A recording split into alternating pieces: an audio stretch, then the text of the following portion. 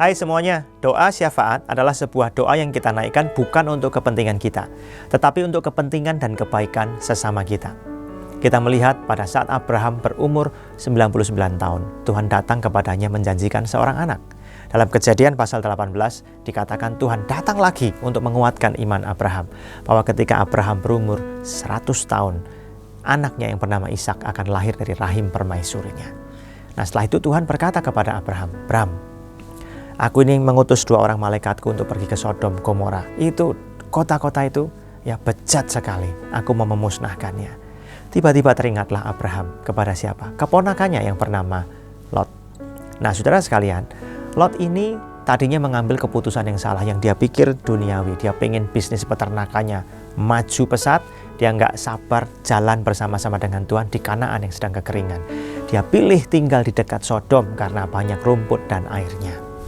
Dia ambil keputusan yang salah. Tuhan sudah tegur dia. Pada saat Sodom diserang, Lot ikut jadi tawanan karena Sodom kalah dalam peperangan. Abraham datang menyelamatkan dia.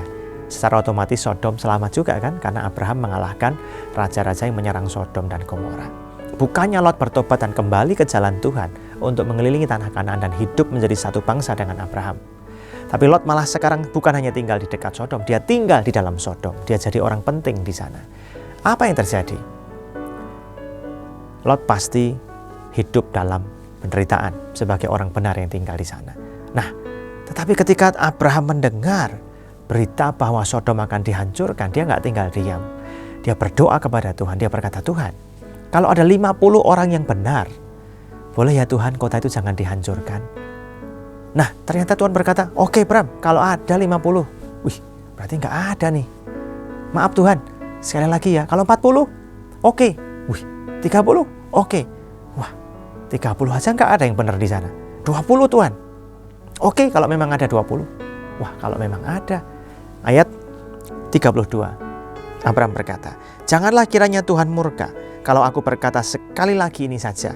Sekiranya 10 didapati di sana, firman Tuhan, aku tidak akan memusnahkannya karena yang 10 itu." Nah, kita bisa melihat bahwa Abraham ini tidak hanya mementingkan dirinya. Dia terbeban hatinya mendoakan keponakannya agar dikembalikan Tuhan ke jalan yang benar, agar diselamatkan Tuhan. Nah, saudara sekalian, doa ini didengar oleh Tuhan.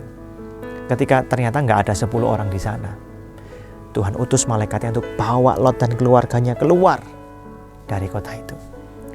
Saudara, di dalam kehidupan kita, kalau kita teringat 1-2 teman sahabat kita, orang tua kita, atau anak-anak kita, atau sahabat-sahabat kita yang belum dalam Tuhan, yuk kita ambil waktu 2-3 menit ke depan, berdoa syafaat bagi mereka di hadapan Tuhan. Minta Tuhan menyentuh hati mereka, membuka mata rohani mereka, agar mereka boleh mengenal kasih Kristus, hidup dalam pertobatan, dan diselamatkan. Tuhan